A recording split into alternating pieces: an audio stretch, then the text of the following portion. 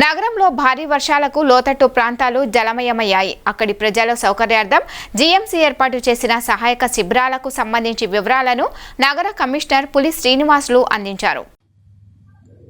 గుంటూరు నగర ప్రజలందరికీ కూడా జీఎంసీ కమిషనర్గా విజ్ఞప్తి చేస్తున్నాము.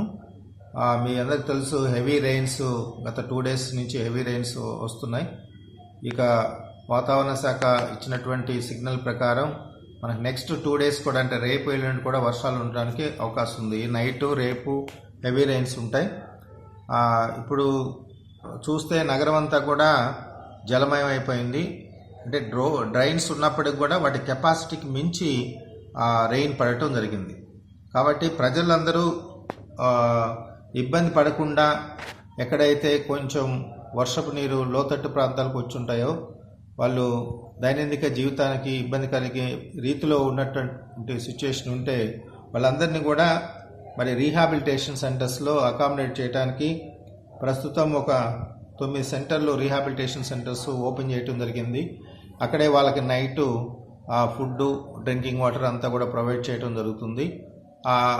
ఇదే కాకుండా అవసరాన్ని బట్టి ఇంకా ఎక్కడైనా అవసరం అయితే అక్కడ కూడా కమ్యూనిటీ హాల్స్ లేకపోతే గవర్నమెంట్ బిల్డింగ్స్ ఏముంటే అక్కడ కూడా ఏర్పాటు చేయడం జరుగుతుంది.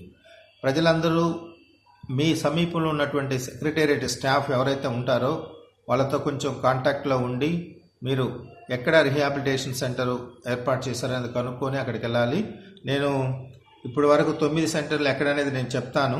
అవి కూడా ప్రజలు గమనించి మీకు ఏ సెంటర్ అందుబాటులో ఉంటే ఇబ్బందికరంగా ఉన్నటువంటి వాళ్ళందరూ కూడా అక్కడికి చేరుకోవాలి. ఇది అప్రమత్తం, ఎందుకంటే నైట్ హెవీ రెయిన్స్ రావడానికి ఛాన్సెస్ ఉంటాయి. మీరు ఎక్కడ అశ్రద్ధతో ఉండొద్దండి.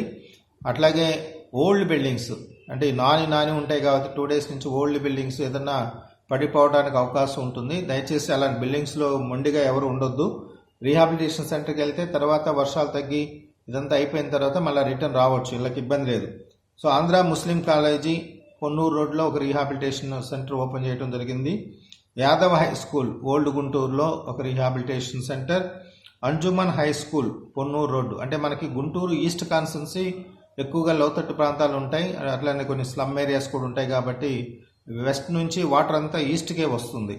కాబట్టి ఇక్కడ కొంత ప్రాబ్లం ఉండేటట్లు అవకాశం ఉంది. అందుకని మెయిన్గా ఈ రీహాబిలిటేషన్ సెంటర్లు కూడా వెస్ట్ కవర్ అయ్యే విధంగా పెట్టడం జరిగింది.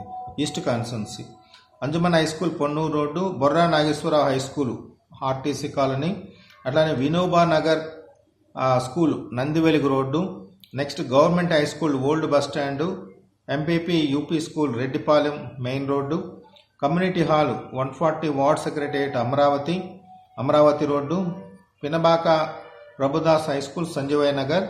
ఇది కాకుండా ఇంకా కమ్యూనిటీ హాల్ స్వర్ణభారత నగరిలో కమ్యూనిటీ హాల్ ఏదైతే ఉందో ఆ ఏరియాలో కూడా అంత కొంత స్లమ్ ఉంటుంది కాబట్టి వాళ్ళు అక్కడ చేరొచ్చు.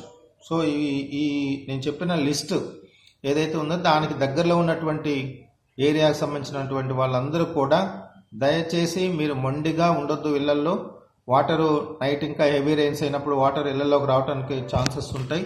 బట్ దయచేసి అందరూ కూడా రీహాబిలిటేషన్ సెంటర్కి వెళ్తే అక్కడ ఫుడ్ అరేంజ్ చేస్తారు.